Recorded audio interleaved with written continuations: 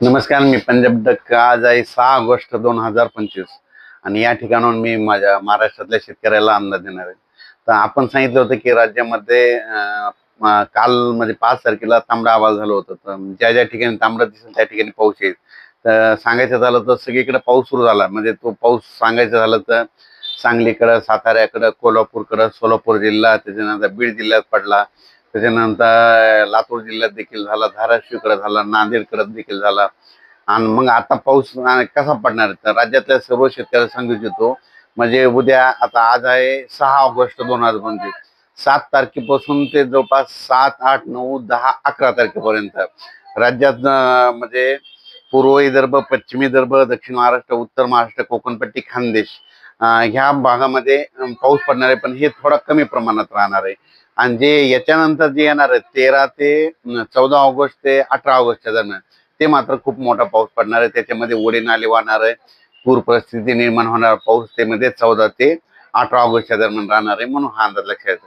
पण राज्यात सांगायचं झालं तर आज आहे 6 ऑगस्टला, म्हणजे सांगायचं झालं तर यवतमाळ जिल्हा, हिंगोली जिल्हा, त्याच्यानंतर वाशिम जिल्हा, त्याच्यानंतर इकडं अकोला जिल्हा, त्याच्यानंतर परभणी जिल्हा, त्याच्यानंतर जालना जिल्हा, संभाजीनगर, त्याच्यानंतर लातूर, धाराशिव, बीड, नांदेड, इकडं अहिल्यानगरचा काही भाग, सातारा, सांगली, सोलापूर, ह्या 6 तारखेला रात्रीपर्यंत बऱ्याच ठिकाणी पाऊस येणार आहे, म्हणून हा अंदाज लक्षात येतो.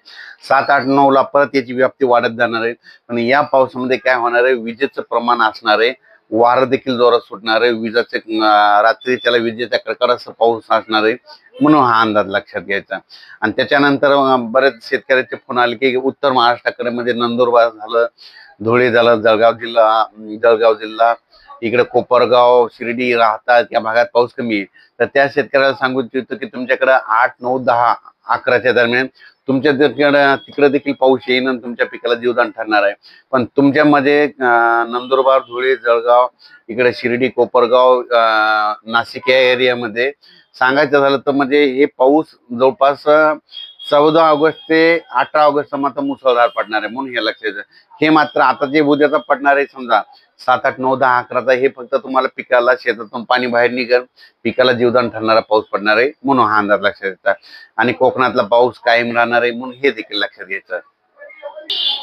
तसेच अहिल्यानगर भागातल्या शेतकऱ्यांचे फोन आले जिल्ह्यातल्या.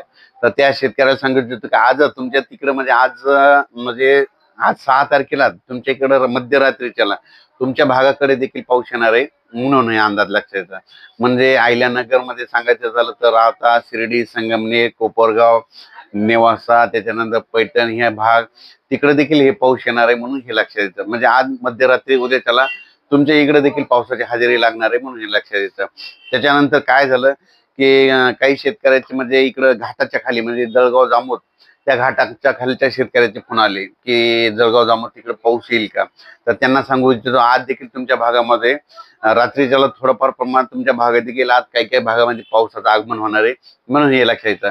पण तुमच्या भागामध्ये समजा बुलढाणा जिल्हा झाला, अकोला जिल्हा, अमरावती, वर्धा, नागपूर, भंडारा, गोंदिया, चंद्रपूर, तुमच्याकडे मात्र 14 ऑगस्ट ते 18 ऑगस्टच्या दरम्यान मुसळधार पाऊस पडणार आहे.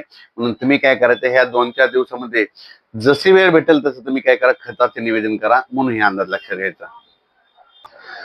तसेच हा पाऊस मध्ये कर्नाटकमध्ये, तेलंगणामध्ये, आंध्र प्रदेश, केरळकडे जास्त असल्यामुळं जे सीमालगतचे भाग आहे म्हणजे सांगली, त्याच्यानंतर सोलापूर जिल्हा, धाराशिव जिल्हा, लातूर जिल्हा, मग त्याच्यामध्ये बसव कल्याण, त्याच्यानंतर देवणी, अक्कलकोट ह्या भागामध्ये जरा पावसाचं जरा झुकतं माप राहणार आहे. म्हणजे हे पाऊस ना सांगायचं झालं तर दक्षिण महाराष्ट्राकडे जास्त पडणार आहे. म्हणजे दक्षिण महाराष्ट्रामध्ये कोणतं कोणतं येते, मग सगळ्यात जास्त येते सांगली जिल्हा.